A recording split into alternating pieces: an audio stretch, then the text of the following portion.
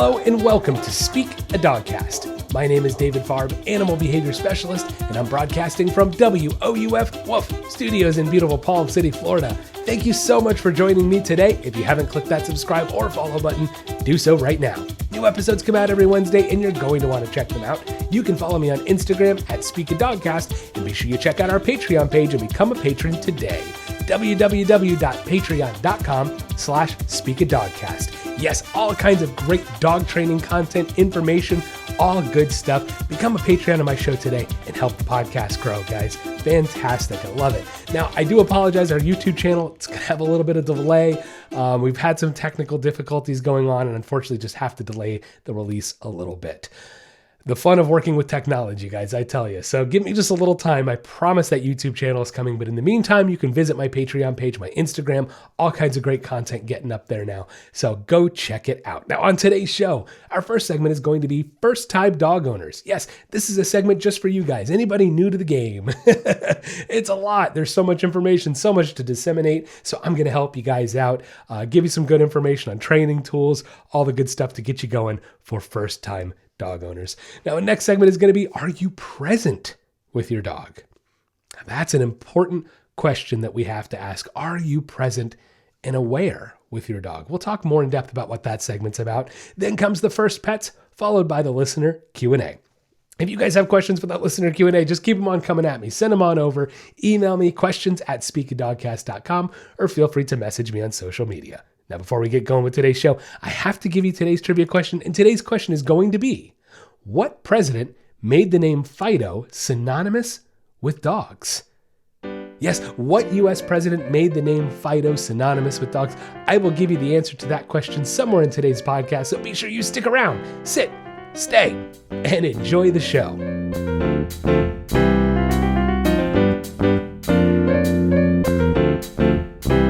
Next on Speak a Dogcast, first-time dog owners.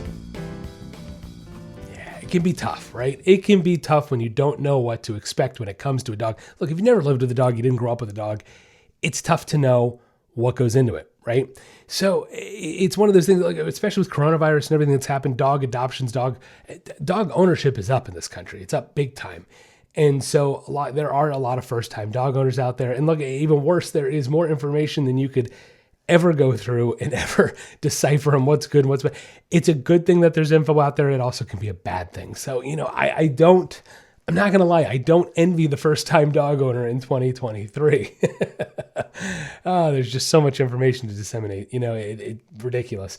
Hey, but hopefully you'll listen to this podcast and you're going to love this information, I hope. All right, so we're going to talk about first-time dog ownership, what to expect, what to do, how to set yourself up for success, maybe some training tools we'll talk about, some do's, some don'ts. There's a lot that goes into this. So whether you just adopted a puppy, bought a puppy, adopted an older dog, maybe a dog that's got some issues, we're going to talk about all that in a little bit, right?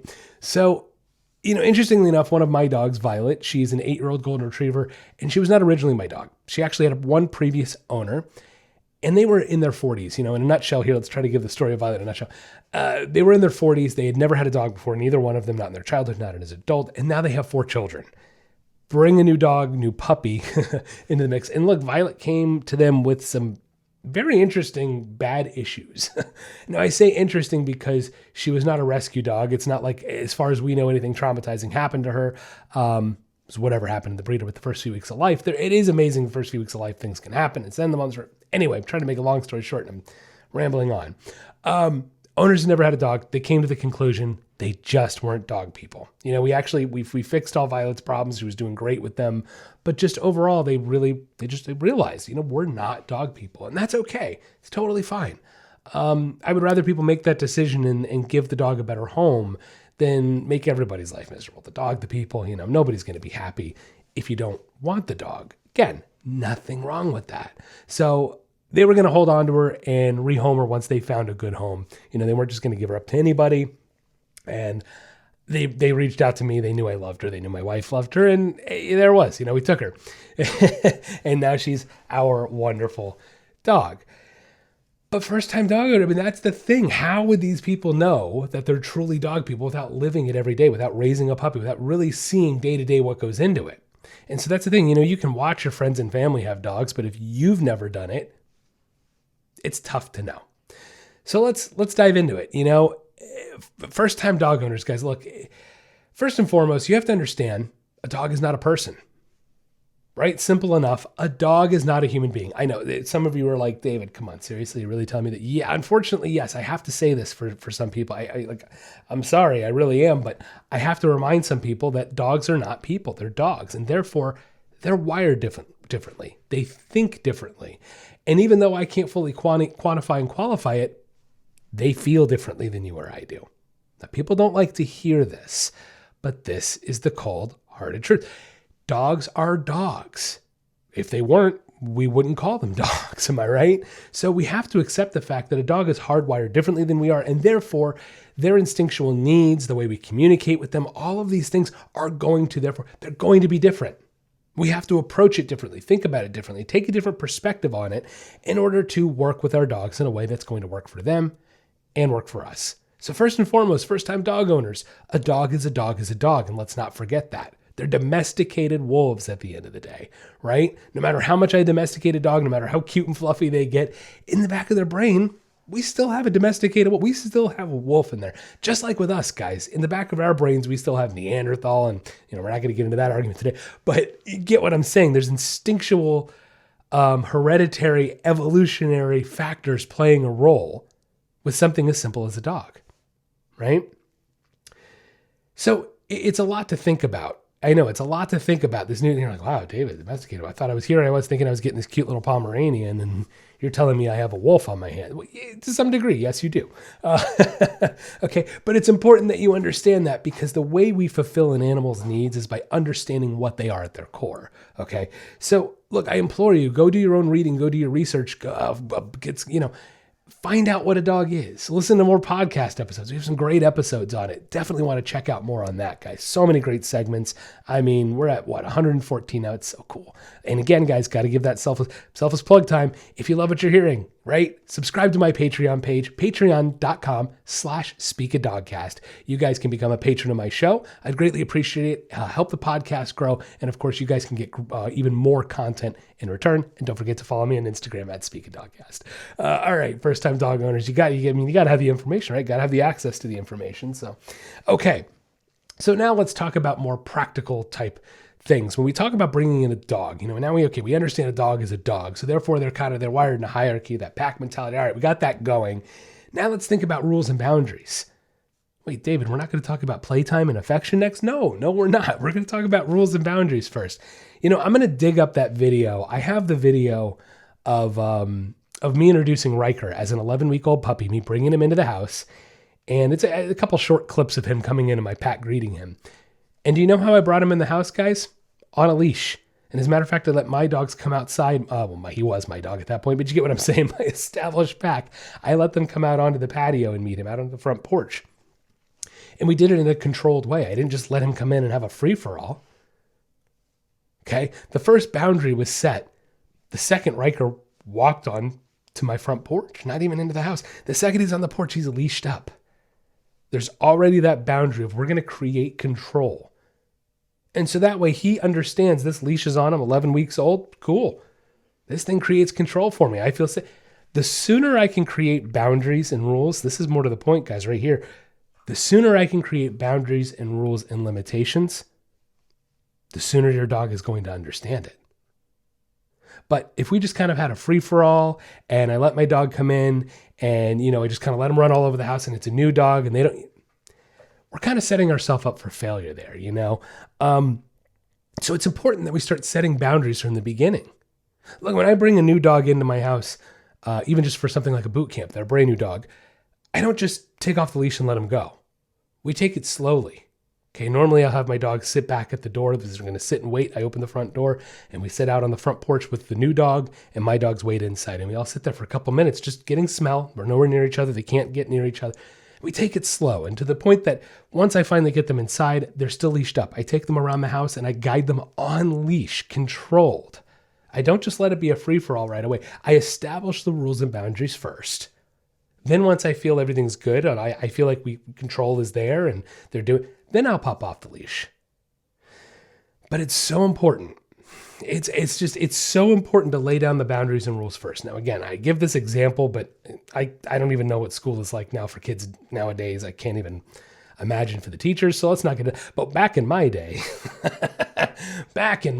when I was in school, teachers weren't your best friends at the beginning of the school year. They just weren't. They were not your best friend. It usually took a couple months for them to start to let down their guard a little bit. And it's a very simple reason. It's funny because my mom, she was a teacher years and years ago, and they were taught this in college and school and teaching.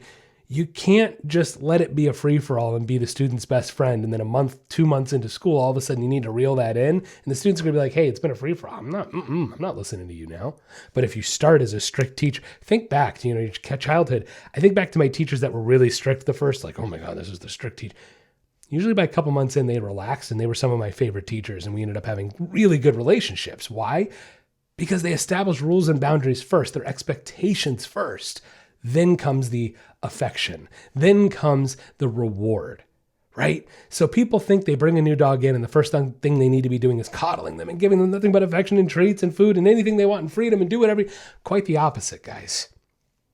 Quite the opposite. Your dog is going to thrive and succeed under more rules and boundaries to start with. And then once we know they can meet those expectations, once they know what the boundaries and rules are, once you've given that information, then we can let the rules back a little bit, right? You can't reward behavior when they haven't given you, you know what I mean? Like you can bring in a new dog in and you're just going to reward them like crazy when haven't even done anything. Not a good idea, guys. So new dog owners, don't be afraid to provide rules and boundaries to your dog. You need to, it's necessary. It's an absolute. All right. So rules, boundaries, discipline. If you don't want your dog on the couch, don't let them get on the couch. Don't be afraid to use the word no. Don't be afraid to redirect your dog. Don't be afraid to take the collar and guide them away. Give a little correction. Nothing wrong with that, guys. There's nothing wrong with small corrections to your dog. It provides a rule and it provides a boundary. Now, equally on the other side, if you don't want your dog on the furniture as an example, and I guide them off with that collar, once they get down off the couch and they're down, I'm going to say, hey, good boy, and give them a treat. They keep staying and continuing to stay off the couch, good boy. They go lay down on their dog bed and because they walked away from the couch, good boy, give them affection and love. Right? It's not one-sided. I can't just give the discipline and expect the dog, well, I gave the discipline, why isn't he doing what I want? Because you didn't tell him what you like. Discipline tells them what you don't like. Rules and right? That boundary tells them where to stop. But the only way to keep them on that side of the boundary, to keep them, is to reinforce and strengthen that behavior. Does that make sense, right? You hear what I'm saying here? So you have to strengthen what you like and punish and weaken and decrease what you don't like. All right? So that's the biggest thing when it comes to having a new dog. Your boundaries and your rules need to be black and white, need to be crystal clear, and you need to reinforce when they do what you like, and you need to punish and redirect when they do what you don't like. That's simple, guys. Keep it simple. Now, with that said, let's move on to the next thing. Keeping it simple, guys. Keeping it simple. KISS. Keep it simple, stupid. My favorite saying. I love it because when it comes to dogs, we need to keep it simple. Look, I love dogs and they're very smart creatures. But the reality is their processing capabilities, they're very simplistic. Very, very simplistic and very black and white. It is or it isn't, right? There's no gray area. It is or it isn't. And so the more you can keep it simplistic for your dog, the quicker and easier they're going to understand. The more you sit and have a conversation, oh, Fluffy, why'd you do that? I had a bird, in one ear and out the other. You know what I'm saying? But if I go, Fluffy, no. Fluffy, no. And then they stop doing it and they go, oh, good boy, Fluffy. Good. Here's your treat. Maybe girl Fluffy. Who knows? Whatever. Okay, you see what I'm saying? You're communicating with your dog, giving them that reinforcement and that punishment, but I'm keeping it very simple. I'm not having a conversation with them. I'm not making them, no, I'm emoting and, oh, Fluffy feels this way right now, so that's why he's doing, no, it's just he's doing this, I don't like it. Hey, stop doing that. Did you stop doing it? Yeah, good. Going to reinforce it. Good boy. Keep it simple, guys. Keep it simple. Your dog doesn't need to eat every day at 5 p.m. I promise it doesn't need to happen. It really doesn't. You've just conditioned that behavior and strengthened it so much that the dog is literally thinking this is what it's supposed to do. It's not that it needs to, it's you conditioned that behavior. Okay? This is what I'm talking about with keeping it simple with your dogs. Are you feeding your dogs enough meals in a day, guys? Then guess what? They'll be fine. They can wait till 5:30 or 6 o'clock. They'll be just fine, okay? Keep it simple. Another thing I've noticed lately, and look, another thing I've noticed lately when it comes to dogs is people are letting their dogs rule their lives. You know, that it's the same kind of thing. Like, oh, we have to be home at 5 o'clock because Fluffy's got to eat. Why? Like, I love dogs. I love them to the point that I made a career out of it. You know what? Like, I love my dogs, but I'm not going to sit here and mold my entire life around them. Look, I personally feel the same way about children. I don't think people should mold their lives around children the way they do. I think children should be a part of your life. I think children and dogs should be incorporated as a integral, important, and number one priority part of your life, sure. But to rule it, to control it to the point that you can't be flexible, to control, you know, like you're going to raise an inflexible dog. You're going to raise an inflexible child. You're going to raise a child that doesn't know how to go with the flow. You know what I'm saying? That's what happens. Like think of your friends' dogs and children, mostly dogs, because I don't want to get in trouble with parents here. Think of dogs. Think of dogs, okay, that are OCD, right? Like let's look at it like as obsessive. Think of your friends' dogs that have obsessive issues, obsessive tendencies, and your friends have to, oh my God, we have to be home at this time for this reason, and you can't do this for this, and you can't do that for that, and you behave. It's all just behavioral patterns that have actually been created by the owner. So, little side note, don't let your dog rule your life. There's no reason. You know why? Because dogs are amazing. This is just it, guys. Dogs will mold themselves to whatever information you put out there. So if you let them rule you, you let them control you, you let them bark and demand things of you, guess what they're going to keep doing? That. But if you don't let them do that, guess what they're not going to do? That. Okay, you get what I mean? It's all what you allow behaviorally. So new dog owners, don't be afraid to tell your dog no, and don't be afraid to not let your dog rule your life. They shouldn't. They should be a part of your life, an important part of your family, and involved in your life, not surrounding your life. You get what I'm saying? There's a fine line and there's a big difference. Okay. Now let's talk about tools, right? Training tools. Look, we're just kind of run through them real quick. I will say this, while dogs are an investment and they are expensive and most of your expense is going to go to veterinary care, I think people spend way too much money at the pet stores. Just being honest. There's nothing wrong with getting enrichment and treats and toys. There's nothing wrong with getting those things for our dogs, guys. But does Fluffy really need 300 toys in his toy bin? No, he doesn't. Would a dog be just as happy chewing a stick as they will the latest and greatest toy? Most of them, yeah. Dogs are simplistic. Look, it's not to say there aren't amazing toys out there. It's not to say there isn't amazing enrichment that you can go buy your dog at the store, because that's not what I'm saying. But what I am saying is I think most people go overboard. I think people buy 12 different kinds of treats, and you just don't need that, guys. 1 or 2, maybe 2 or 3 at most.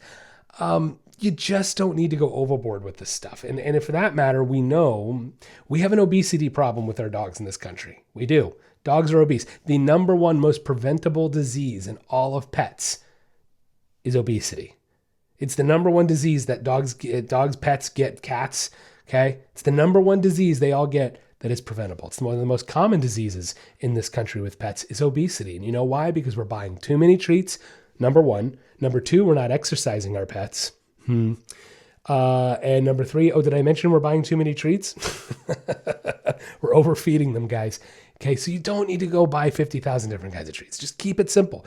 Well, again, while they can be expensive, you guys can lessen the expense by not buying ridiculous stuff for your dogs. I'm just being honest. Look, new dog owners, you need bowls.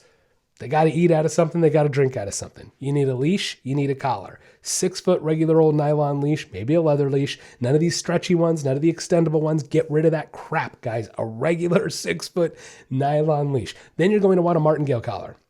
And this martingale collar is going to be 2/3 nylon, 1/3 chain. The chain actually kind of pulls the nylon pieces together. That's the concept, right? I'm going to be, you know what? I'm going to need to post a picture and a link of that on my Instagram. So I'll do that soon. Okay. From there, we have the collar, we have the leash, we have bowls. What about a crate? Absolutely. I'm all for crate training, especially if you have a puppy, guys. You definitely are going to need a crate. Please go buy a crate. You need to do it. Treat pouch and treats. Yes. For training purposes, we're going to need that. Okay. Look, beyond that, you have like poop bags. Sure, you're going to need that. You do not need pee mats. Don't get me started on the pee mats. Very few of you out there are going to actually need to use the pee mats. All right. So just pee pads, whatever. I'm not going down that road today. But really, off the top of my head, just kind of, I didn't even want to make a list. I just wanted to spitball it as I'm going. That's it. You don't need much more to get started. It's not to say your dog doesn't need toys. Excuse me. Oh, I forgot toys. Come on, David. That wasn't nice. Toys. Of course you need some toys for your dog. But again, I don't need 3 dozen toys. Okay. Your dog doesn't need 3 dozen toys. I need a few of them, and then go outside and chew on a stick. All right. Come on, guys. Let's keep it simple. We're overcomplicating this stuff with our dogs. Again, it's not to say there isn't a bunch of great products. It's not to say there aren't great products out there. I just think it gets a little overdone. That's all. Keep it in perspective when you're buying stuff for your dog, and there's no need to go overboard. I would rather see you guys take some of that money you're spending there and put it in a savings account for your dog. Let's talk about that in a moment. Pet insurance. I'm not the biggest fan of pet insurance. Okay.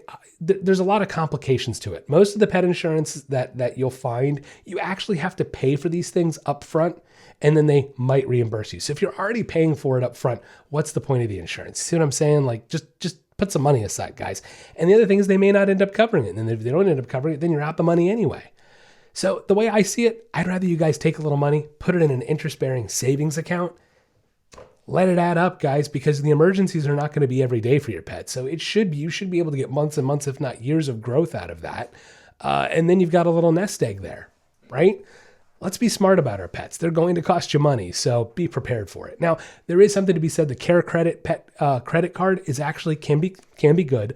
Sometimes they offer deals where they'll do like no interest for a year in equal payments.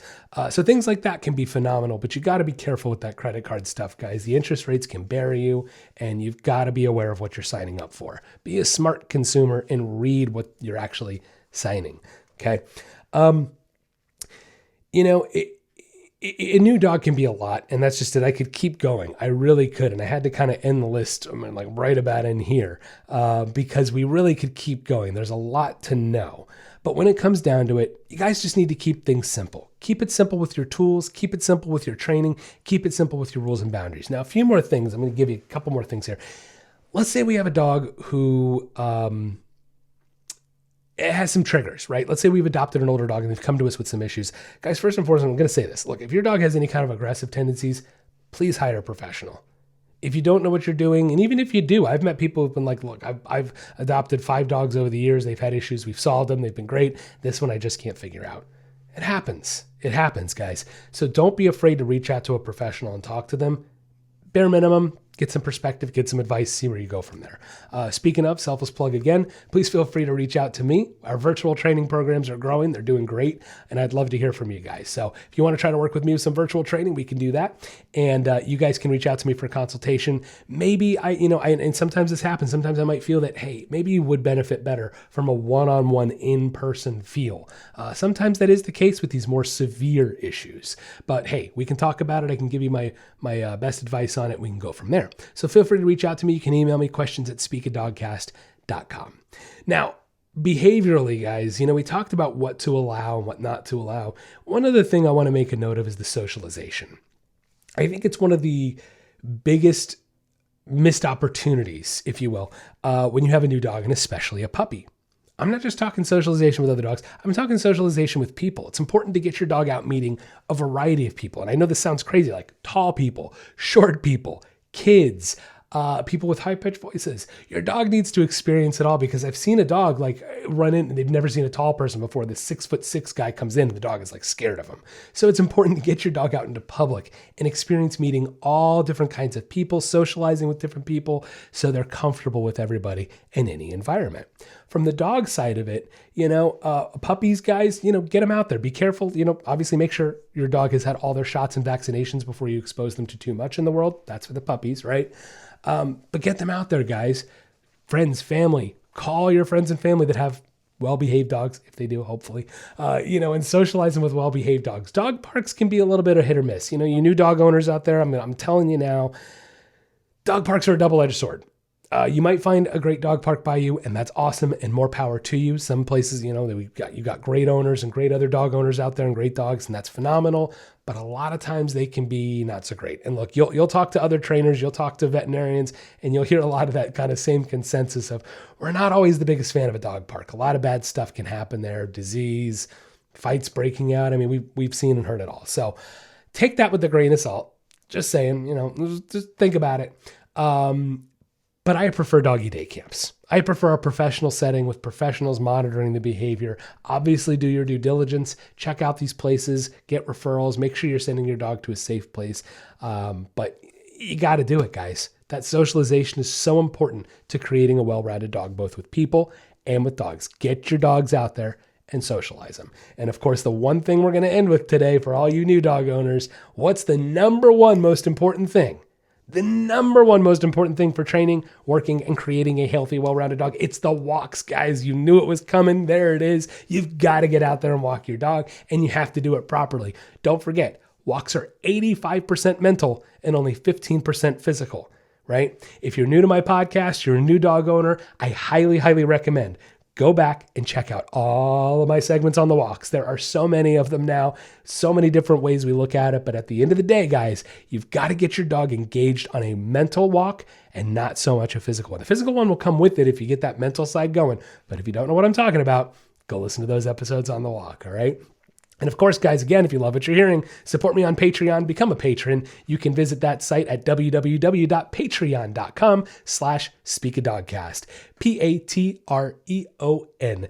Patreon. Yeah, check it out, guys. Become a patron today. Get some more great dog training content coming at you. It's just going to grow. The more patrons we get, the more content we're going to be able to provide. So I really appreciate all the love and support. Thank you guys so much. And congratulations to all you first-time dog owners out there. Good luck. And let me know if you guys have any questions. More than happy to help out.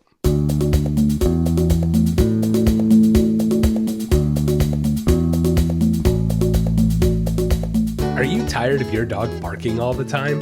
Or maybe you want them to stop jumping on people when they come over? Or does your dog take you for a walk instead of the other way around? Well, we can help. At the Nature of Training and Speak a Dogcast, we are committed to improving the relationships and lives people have with their pets. No matter what behavioral issue you are experiencing, from an unruly puppy to more severe issues, we can help. Our virtual training programs are catered to you and your pet and create a training plan that gets results. For more information, you can check out our website at www.thenatureoftraining.com or find us on Facebook or Instagram at Speak a Dogcast. With the ability to connect, teach, and train with pet owners around the world, together we can make a better home for our furry friends. The Nature of Training and Speak a Dogcast, helping you achieve success with your pet.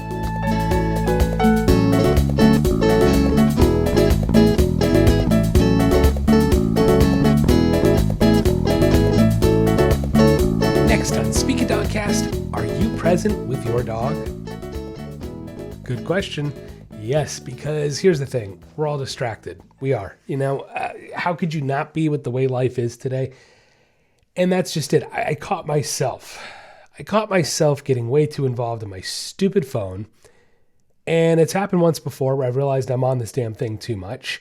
And look, part of it is, yes, as social media, podcast, I gotta be. But there's other times when you scroll, don't you? And you just keep scrolling. And you discover you're not as present in life as maybe you should be. And look, while I'm one to say, please listen to my podcast, support me, go to my Patreon page, become a patron. Well, I definitely have to say those things. I'm also a huge advocate of putting your phone down. And that's why today's a good reminder, because I caught myself not paying attention. And thank goodness nothing horrible happened, but you can't do that. You can't just do that all the time. And so I'm calling myself out on it to remind myself to put the damn thing down. And I'm calling you guys out on it because I know you're bad about it too. And I think that's one of the biggest factors, variables, whatever you want to call it, that gets in the way of our dog training is our stupid phone. I know it sounds so ridiculous when you think about it, but guys, go look at your phone right now. And I've told you to do this before. Go look at your phone, especially iPhone users. I don't know if Droid does this or Google, whoever's making the other. I've been an Apple user for so long. I'm not going to lie. I don't even know anything else anymore. Go look at your screen time. Go look at how much you're on your phone in a week, a day, an hour. And I think it'll scare the living hell out of you. Because we weren't designed to bend over with our necks crinked like this. My chiropractor gives me shit all the time. The way I look at my phone, rightfully so.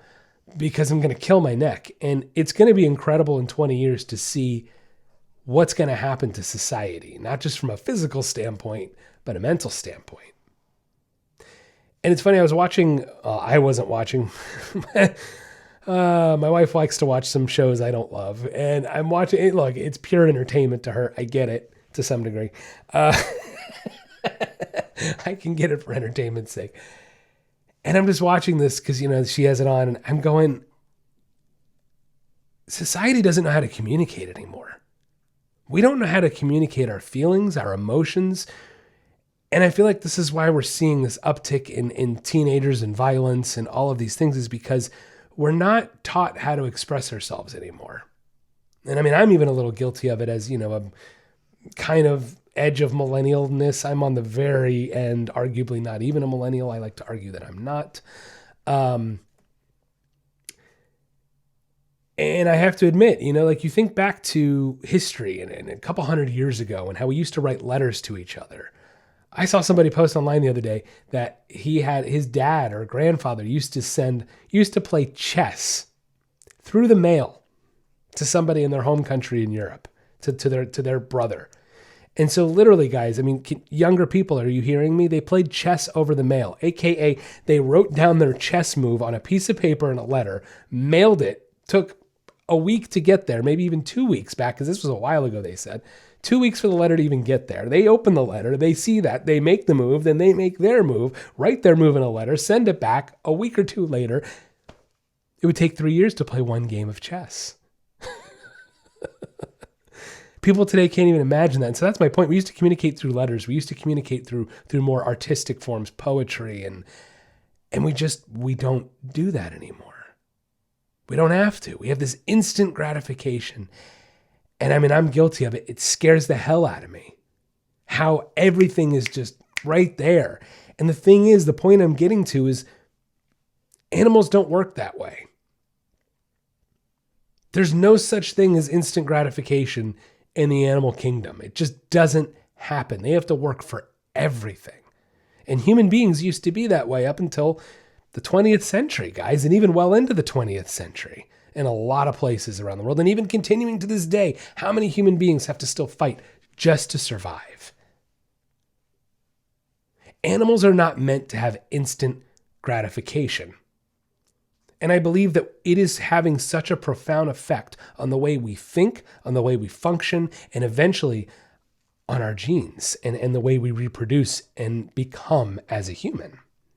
We've seen it through evolution of animals that these things happen over time. We start de-evolving and evolving all these.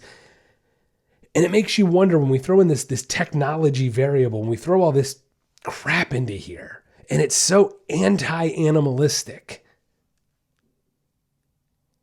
then how can we do anything but check out from our animals? It's tough. It's tough because this is just, it's this tough thing with technology, because on one side, here I am able to connect with dog owners and pet owners around the world.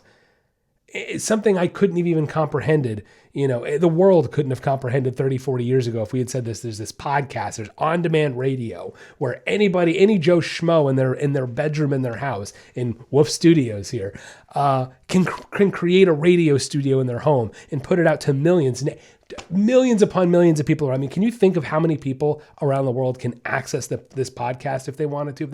That's crazy. That's crazy when you think about it.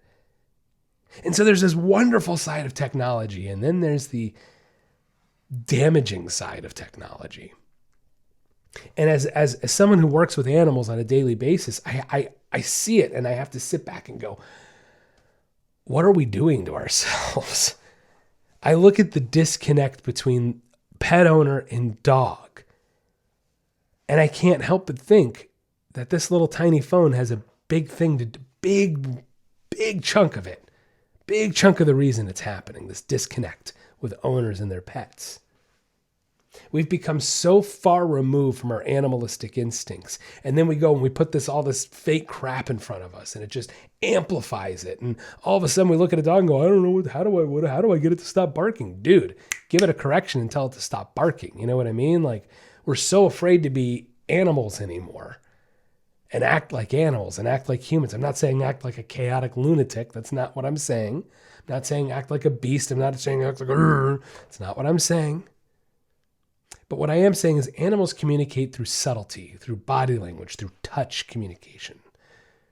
And I feel like we are losing a little bit of that day by day. It's a little scary to me. So I implore you guys, put your phones down.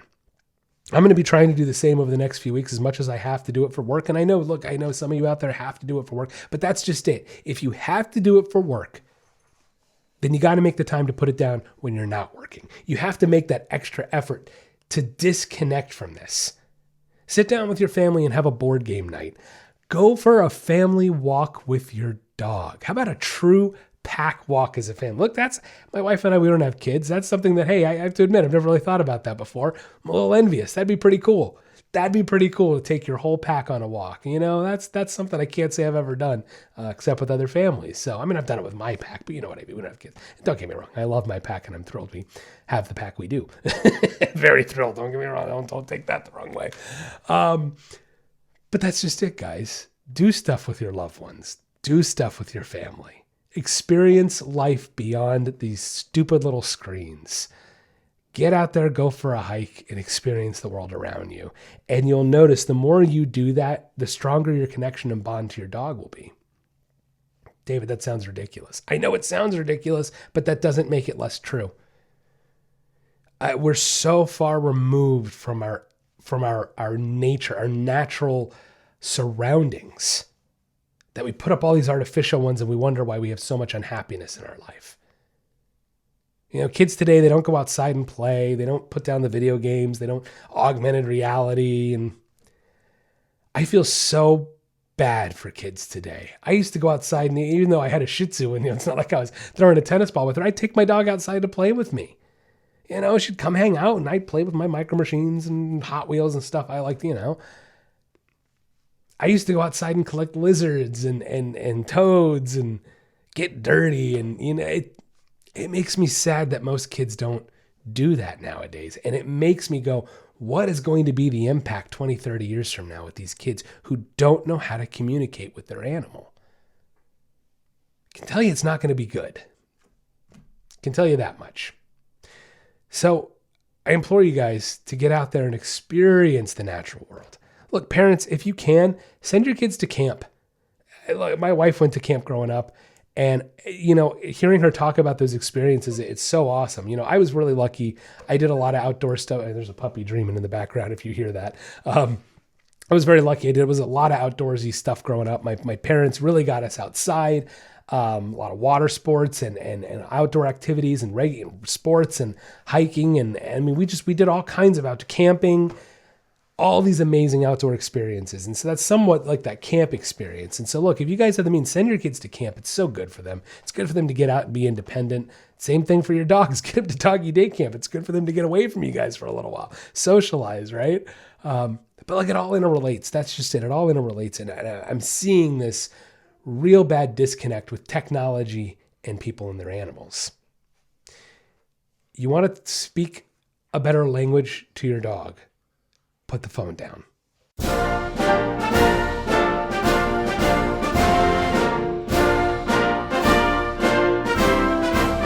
Next on Speak It Dogcast, it's the First Pets.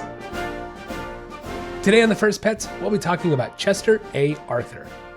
Now, Chester Arthur, he was the 21st president of the United States, and he served from 1881 to 1885. Now, Arthur became president after the assassination of James Garfield. And he started his career in law and was admitted to the bar in 1854. Now, while practicing law, he was involved in many cases that involved civil rights. There was one such case where he represented Elizabeth Jennings Graham, an African-American woman who had been denied a seat on a streetcar because of her race. He won the case. Now, in 1859, he married Ellen Herndon, and together they had 3 children. But they never had any traditional pets, no dogs, no cats, or even a bird. No, Arthur's animal of interest was actually the horse. Now, he had a pair of reddish-brown bays who would draw his carriage, and the president might have even been, a little bit of a show-off. He was known to love to entertain, and he would oftentimes bring the horses out pulling the presidential carriage. And, the carriage was decorated with leather and lace and attached to the horses with silver harnesses. Now, President Arthur truly did love his horses, but really nobody knows exactly why the horse was his favorite animal of choice. He was known to be a very private man, avoiding reporters. And even upon his deathbed, he had actually ordered that all his private papers be destroyed.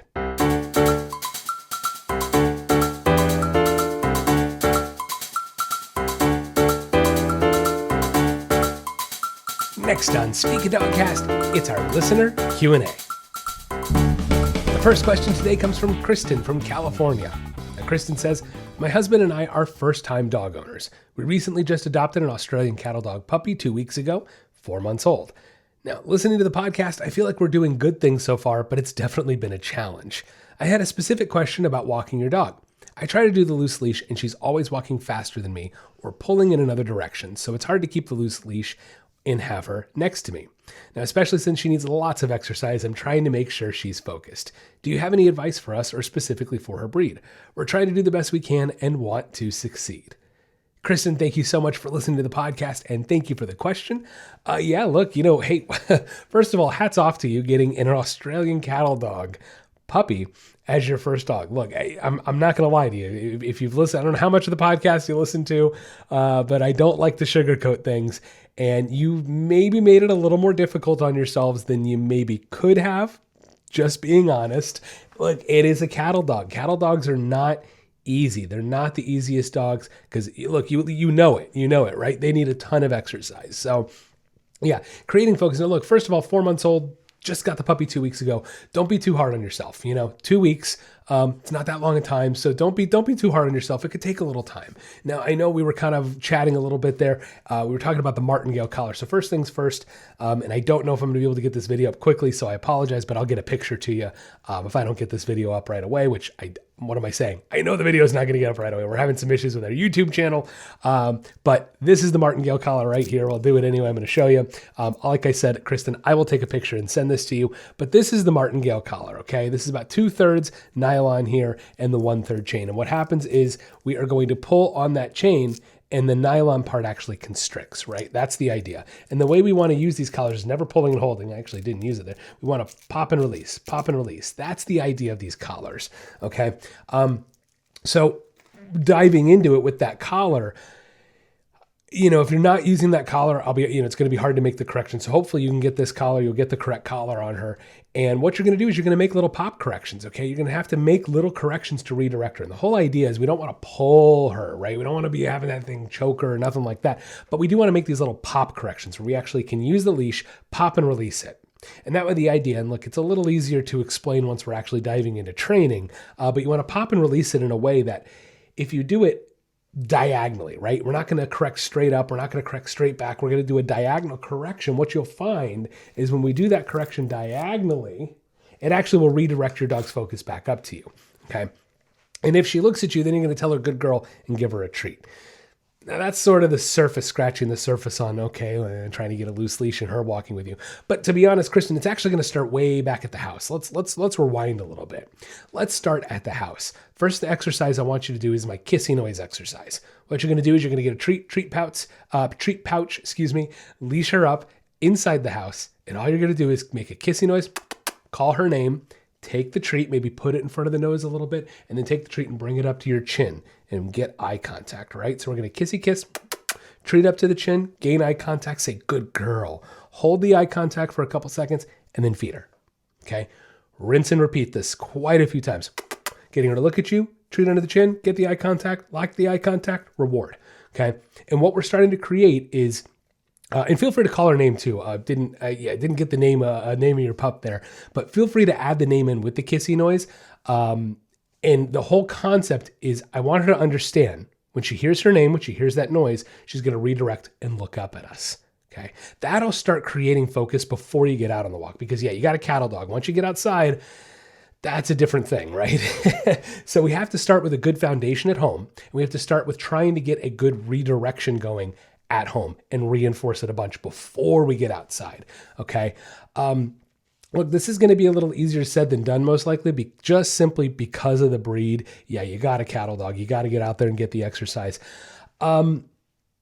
Another option is I would recommend, being that you are first-time dog owners, it's going to be a good idea. You might want to hire a professional, either somebody in your area, or feel free to, reach back out to me. We can talk more, set up a consultation, and we can do virtual training as well.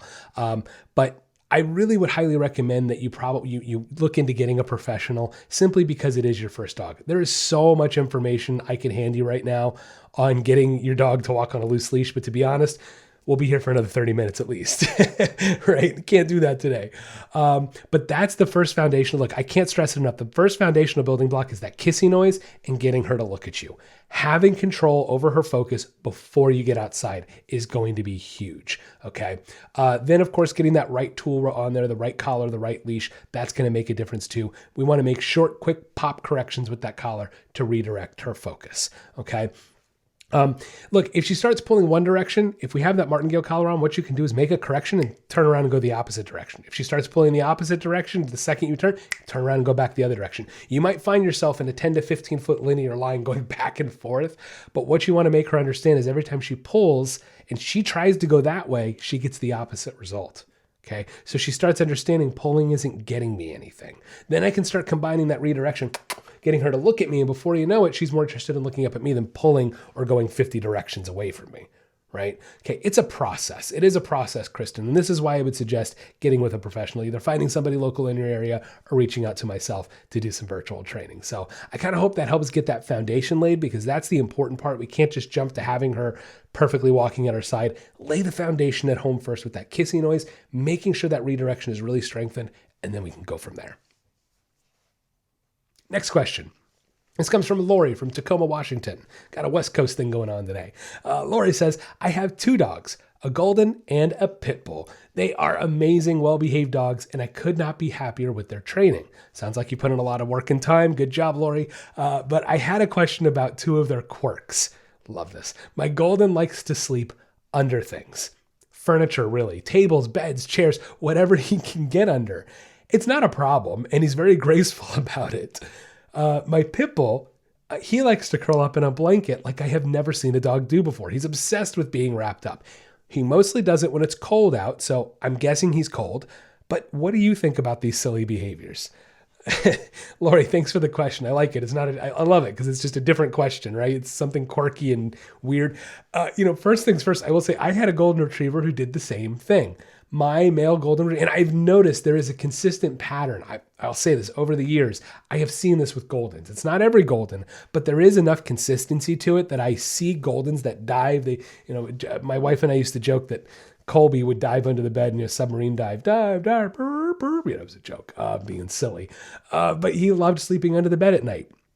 Colby also really loved his crate. I think it has a little bit to do with that den mentality, that pack den mentality. And that's why some dogs just really prefer that coziness. Goldens tend to really like coziness, touch, mouthiness, touching. They're very tactile dogs. And so I think it's that same coziness, tactileness of having that den and why some dogs associate it with that. Some dogs are weird. Like I've got a female golden violet. She doesn't go under anything. She never has. I don't think she ever will. She's 8 years old. She's never slept under furniture, but I can't, over the years, there is a definite consistency to golden retrievers with this. So I can't exactly explain what goes on in their head, but behaviorally, that's what I can assess out of it. I can't go, hey buddy, why are you sleeping under the furniture, right? So without actually getting that exact answer from them, a little bit of a mystery, but again, we can take away the behavioral side, the instinctual side, and dissect that that's most likely what's happening. Now, as far as your pit bull, pitties are adorable, aren't they? Pit bulls love to snuggle in general. They really do. I see it. I've got one here. He's 40% pit, and he loves his blankets, Lori. He's the same way. And especially when he was younger and he had his puppy coat. This is Riker I'm talking about. When he had that puppy coat and it wasn't really full and thick and filled, he got really cold and he would always wrap himself up. I have a Chihuahua, same thing. If it's below 78 degrees, my Chihuahua is cold. It's that simple. She doesn't like the cold weather at all, and she will wrap herself up in a blanket. Yes, most of the time out of warmth, of course, and especially you've seen the correlation, right? It's clearly that they're not as warm. Pit bulls have a thinner coat than a golden. golden retriever isn't going to want to wrap up in the blanket the same way a pit is. So yeah, it's definitely temperature related. Again, I think there's something to that snuggling den mentality too, of wrapping themselves up, where some dogs seek that out more than others. It's funny, isn't it? I mean, it's hilarious how these dogs, they'll literally just make this amazing little nest and only the head will be sticking out, or sometimes with Riker, we get the tail and the tail will be wagging out the back, So yeah, what do I think about these silly behaviors? They're silly. And that's why we love dogs, is this kind of fun, silly stuff. That's not obsessive, not harming anybody, not harming themselves. I love silly behaviors like that, right? That are not a bad thing behaviorally, but are still fun. So that's kind of what I think of that, Lori. You got a little instinct going on there. And definitely with your pit, I think he's probably a little bit cold too. So yeah, that's fun. That's fun. Thanks for the question, Lori. And thanks for listening to the podcast. The answer to today's trivia question, what U.S. president made the name Fido synonymous with dogs? It's Abraham Lincoln. Yes, now if you've been listening to the first pet segment, of course you would have learned that a while back. Figured we'd throw that bit of trivia at you today. Yes, Lincoln introduced the United States to his dog, Fido. Now the name Fido is actually derived from the Latin term for faithful. Of course, very appropriate for a dog name. That'll wrap up the podcast today. Thank you so much for listening in. If you haven't clicked that subscribe or follow button, do so right now. New episodes come out every Wednesday, and if you love what you're hearing, give me that 5-star rating. Become a patron today on my Patreon page, www.patreon.com/speakadogcast. Check it out. Have a wonderful week, and don't forget, get out there and walk your dog.